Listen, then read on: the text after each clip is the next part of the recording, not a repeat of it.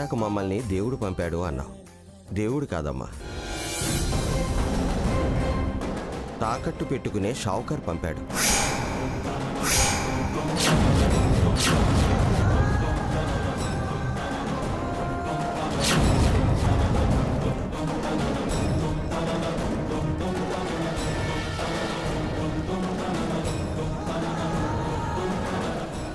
ఇది మీ వంశ గౌరవ ప్రతిష్టలకు సాక్ష్యం.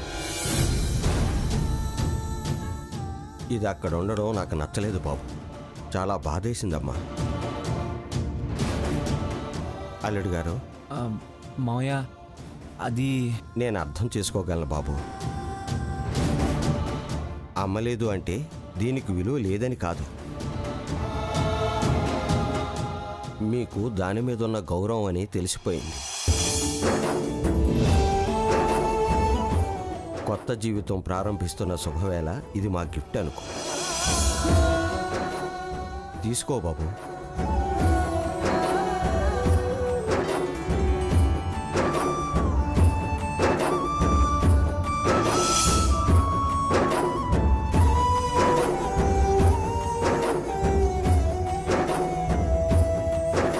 నాన్న కర్తవ్యం బోధిస్తూ కంకణం కట్టినట్టుంది.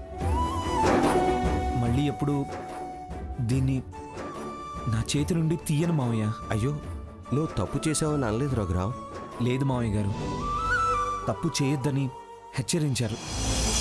చాలా థ్యాంక్స్. చాలా ధైర్యవంతుడు అనుకున్నాను, కానీ మరీ ఇంత శుతిమెత్తని మనసని అనుకోలేదు. ధైర్యం వేరు, మనసు వేరు మావయ్య. ఇలా పిలవయ్యా. ఆ గారు కాస్త ఇబ్బందిగా ఉంది. నాకెందుకో భయంగా ఉందండి. అమ్మా, చాలా మంది గొప్పవాళ్ల జీవితాలు ఇలాంటి చోటు నుంచే పైకొచ్చాయి. గుడ్డి దీపం వెలుగున చదివి అమెరికాకే ప్రెసిడెంట్ అయ్యాడు లింకన్.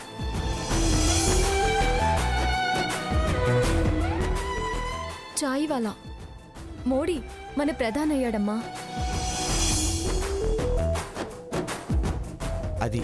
అది ధైర్యం అంటే. కొత్తగా బ్రతుకు ప్రయత్నం చేస్తున్నారు. నువ్వు భయపడి వాళ్ళను భయపెట్టకు. ధైర్యం పెంచు సావిత్రి.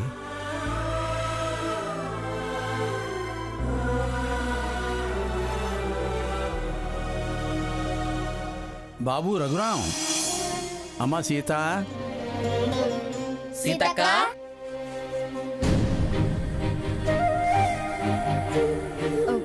రఘు, తాతయ్య పిల్లలు వచ్చినట్టున్నారు. ముందు ఈ ప్రసాదాన్ని వాళ్ళకే పెడదాం.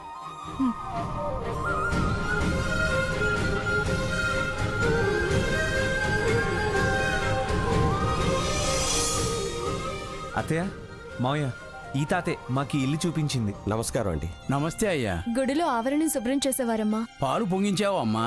అవును తాతయ్య. అమ్మా నాన్న? అవునండి. అమ్మా,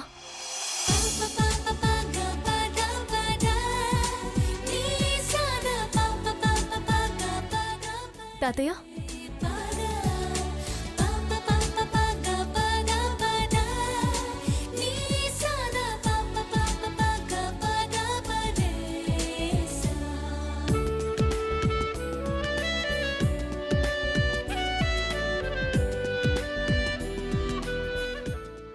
పిల్లలిద్దరే ఉంటారు, కాస్త పెద్ద దిక్కుగా చూస్తూ ఉండండి. ఇక నుంచి ఈ ఏరియాకి వాళ్లే పెద్ద తలకాయలు.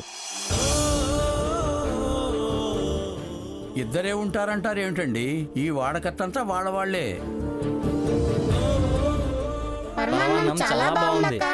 ఇంకా కొంచెం పెట్టనా? పెట్టక్క.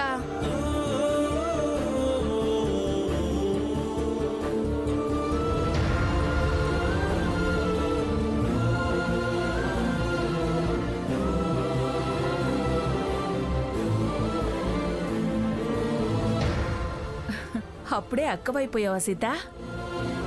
అందరికీ అమ్మ కూడా అవుతుంది తల్లి. మంచి మనసున్నోళ్ళు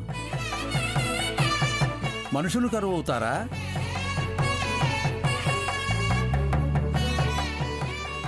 వరసలు కరువు అవుతాయా?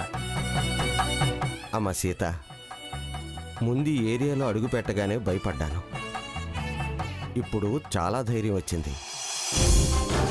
వీరి మాటలకు కాదు, నీ ఆత్మస్థైర్యానికి చెదరకుండా ఉన్న ఆ చిరునవ్వును చూసి ఖచ్చితంగా మీరు నెగ్గుకొస్తారు. సావిత్రి, బయలుదేరదామా? కాసేపు ఉండండి నాన్న. ఎదురుగా ఉండి మీ ఎదుగుదల చూడాలనుందమ్మా. కానీ నువ్వన్నట్టు నా సాయం అందుకున్నారని కూడా అనొచ్చు. అందుకే వస్తూ ఉంటాం. అప్పుడప్పుడు నా కూతురింటికి వచ్చి అల్లుడి గారిని పలకరించి వెళ్తుంటాను. సావిత్రి, పద.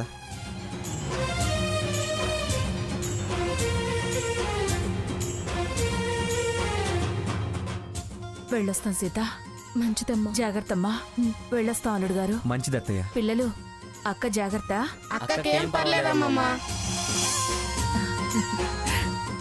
వస్తావమ్మా.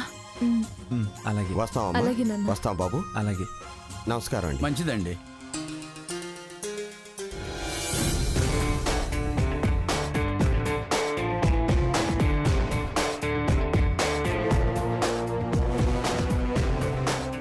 నిన్న సుశీల వాళ్ళ హస్బెండ్ క్లబ్కి వచ్చాడు కదా.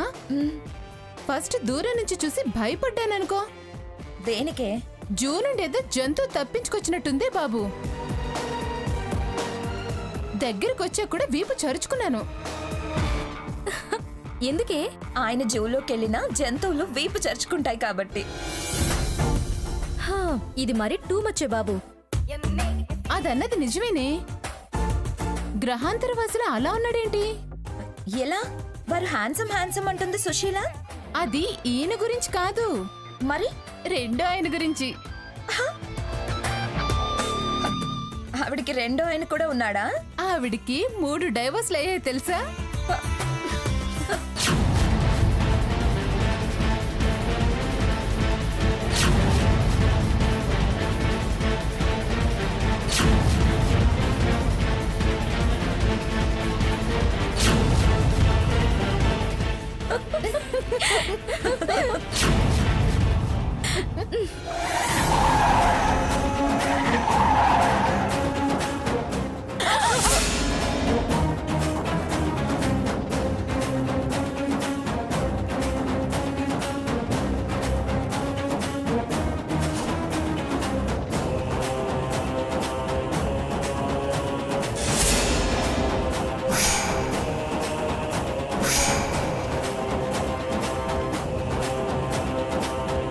స్వర్ణ, దిగవే.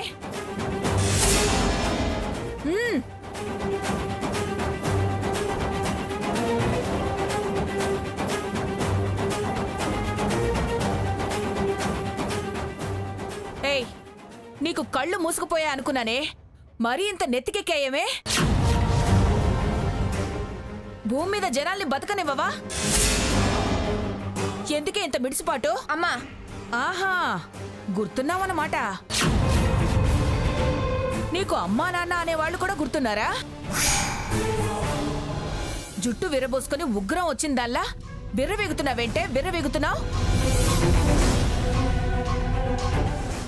ఈ సంతని వెంటేసుకొని సీతకి తాంబూలం ఇవ్వడానికని వెళ్ళి తొప్ప తాగిన కోతిలా గంతులేసి వాళ్ళకక్కడ స్థానం లేకుండా చేస్తావా? ఇది బుర్రకథ చెప్పేది మీరు వంత పాడేవాళ్ళ? చింపిరి మొహాల్లారా. అమ్మా, ఏదో కడుపులో పెట్టుకొని ఎవరి మీద పడితే వాళ్ళ మీద అక్కసు వెళ్ళగక్కకు. కూతురిగా నేను పడుండొచ్చు, అందరికీ ఆ అవసరం లేదు. అవసరం లేదా? అవసరం లేకపోతే తిరిగి అనమను, తిరగబడి చేయి లేపమను. చింతపండు తొక్క ఒలిచినట్టు ఒలిచేస్తాను. ఒక్కొక్కదాని తోలు, ఒక్కొక్కదాని తోలు, ఒక్కొక్కదాని తోలు.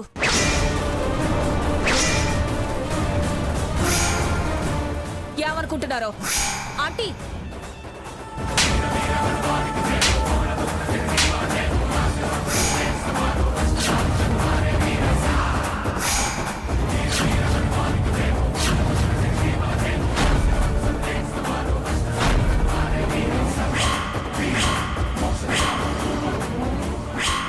పళ్ళు రాలిపోతాయి. ఏంటి ఆ పిలుపు? నడమంత్రపు చదువు చదివి నడమంత్రపు పిలుపు మొదలుపెట్టావా? పిన్ని అన్న పిలుపు ఏమైందే? చిన్ననాటి స్నేహం అంటూ ఏళ్ళాడి సెల్లా దీన్ని పట్టావేంటే? అమ్మా అమ్మవని ఆగాల్సి వస్తుంది. దేనికి ఆగుతున్నావే? తన్నాల్సిన తన్నులు కడుపులోనే తన్నావు, ఎగిరి గుండెల మీద తన్నావు, మనసు మీద కొట్టావు.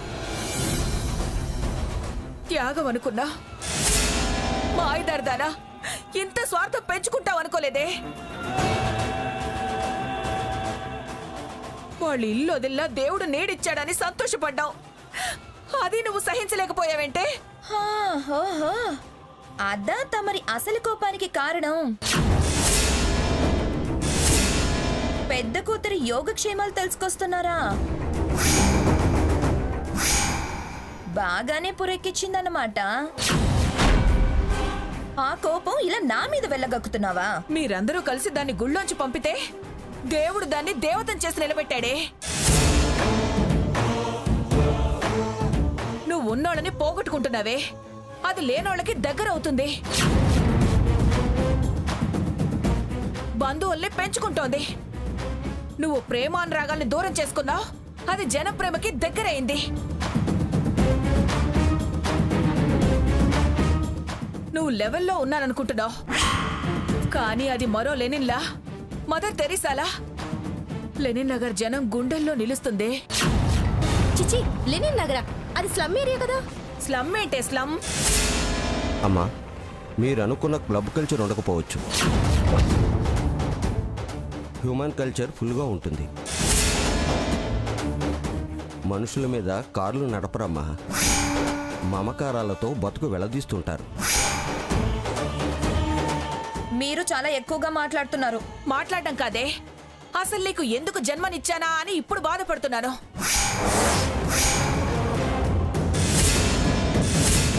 సీత సీత ఒక్కతి చాలే కన్నవాళ్ల జన్మ సార్థకం చేయడానికి. ఇలాంటి కోతిమూక వెంట తిరుగుతావని తెలియక నిన్ను కన్నానే. ఆంటీ, ఏంటే నీ దవడ కూడా పగలాలా? స్వర్ణ, చిచి, ఇంకా ఎందుకే వీళ్ళెదురుగా నిలబడ్డావు? తిట్లు తింటారుగా, పద. వెళ్ళండి వెళ్ళండి, నాకు చాలా అసహ్యంగా ఉంది. ఛ, ఒసే స్వర్ణ, కార్ నడపడం కాదే, కాస్త నేల మీద నడవటం నేర్చుకో. పో పో.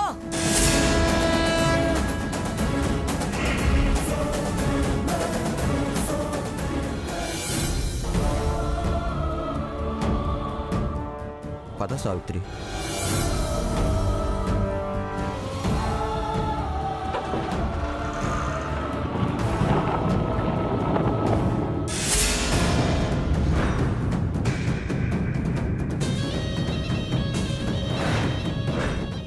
ఆవిడ గారు ఆ మాస్ ఏరియాకి మన పరువు తీయడానికి వెళ్ళిందని అమ్మమ్మకు చెప్తాను. పిఠాపురం మంగమ్మ మనవరాల్ని ఇంట్లోంచి తరిమితే గతి లేక అక్కడికి చేరారని, నిన్ను బ్యాట్ చేస్తున్నారని బాగా ఎక్కించాలి. బాగా రెచ్చగొట్టి తీసుకువెళ్ళి అక్కడ లేకుండా అసలు ఈ ఊళ్ళోనే కనిపించకుండా చేయాలి. పిచ్చ మొహందానా, నువ్వు ఎంత ఎక్కించినా ఆవిడ నమ్మదు.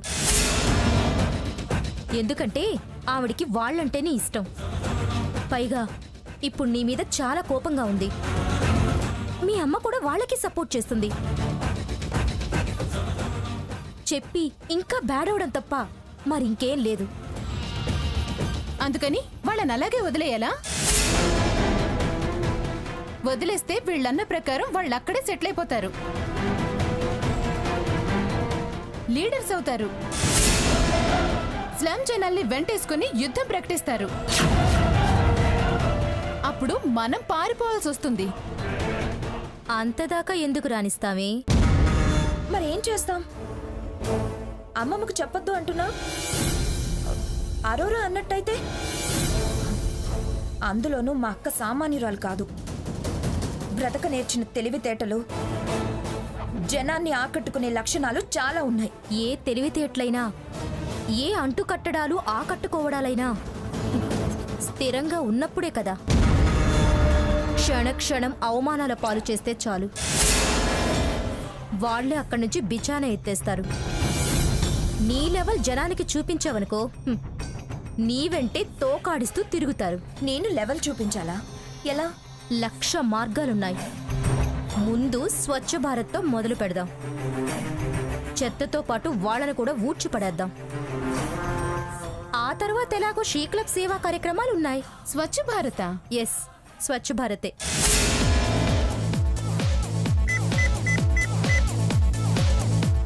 హలో, ప్రెస్ క్లబ్బా? Yes madam. నేను షీ క్లబ్ జాయింట్ సెక్రటరీ వాసంతిని మాట్లాడుతున్నాను. చెప్పండి మేడం. రేపు మా క్లబ్ తరపున లెనిన్ నగర్ స్లమ్లో స్వచ్ఛ భారత్ ప్రోగ్రాం చేస్తున్నాం. ప్రెస్ అండ్ మీడియా కవరేజ్కి వచ్చేలా చూడండి.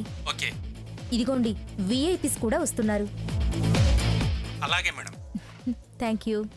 ఏంటి ఇది అలా ఫోన్ చేసావు? వాళ్ళ బతుకులు క్లిక్ మనిపించి గుండె కలుక్కుమనేలా చేయటానికి. వార్త మీడియాలో కనపడి వాళ్ళు తెరమరుగవటానికి. Super Vasanthi, super. అక్కడ స్వచ్ఛ భారత్ ముగిసేసరికి వాళ్ళ ఏరియా నుంచి జంప్ అవ్వటం, మనం ఎంజాయ్మెంట్కి పార్టీ సెలబ్రేట్ చేసుకోవడానికి జాయిన్ అవ్వటం ఒకేసారి జరిగిపోవాలి. అంతే అంతే. పార్టీ నేనే ఇస్తాను. ఎస్, ఇవ్వాల్సిందే నువ్వు కదనే. వాళ్ళ పీడ వదిలేది నీకే కదా.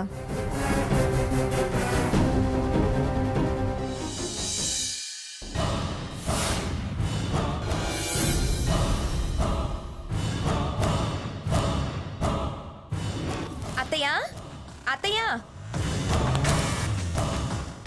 ఏంటి స్వర్ణ? కాఫీ అయిందా? ఇస్తారా అత్తయ్య? ఎందుకంత హడావుడి పడుతున్నావు? ఇవాళ మా క్లబ్ వాళ్ళు స్లమ్ ఏరియాలో స్వచ్ఛ భారత్ కార్యక్రమం చేస్తున్నారు. ఎర్లీగా రమ్మన్నారు. వెళ్ళాలత్తయ్య. జై మోడీ, జై జై మోడీ. ఏమైంది మీకు? ఇప్పటిదాకా బానే ఉన్నారుగా. తను స్వచ్ఛ భారత్ అనేసరికి ఒళ్ళు పొలగించిపోయిందే. అంత పొంగిపోతే దాంతో పాటే వెళ్ళి ఒళ్ళు పులిసిపోయేదాకా రోడ్లు ఉడ్చిరండి. అటు రోడ్లు బాగుపడతాయి, మీ షుగరు తగ్గుతుంది. అత్తయ్య, మా క్లబ్ తరపున చాలా సిన్సియర్ గా టేకప్ చేస్తున్నాం. అయితే నేను కూడా రానా స్వర్ణ? అయ్యో, ఓన్లీ మా క్లబ్ మెంబర్సే తాతయ్య. అత్తయ్య, కాఫీ ఇవ్వరా? అది కాఫీ ఇస్తుందిలే గాని చూడు, స్వచ్ఛ భారత్ ఎంత స్వచ్ఛంగా ఉండాలో మన మనసులు కూడా అంత స్వచ్ఛంగా ఉంచుకోవాలి. రోడ్లు బాగుపడితే దేశం బాగుపడుతుంది. మన మనసుల్లో కుళ్ళు నింపుకుని బయట రోడ్లు అరకొరక తుడిచేస్తే దేశం బాగుపడిపోదు. మళ్ళీ మొదలు పెట్టారా? నన్ను ఏ పనికైనా దీవించి పంపించారా? ప్రతి దానికి వంకే. మేము ఈ మాత్రమైనా చేస్తున్నాం, మీ వల్ల ఏది కాదుగా.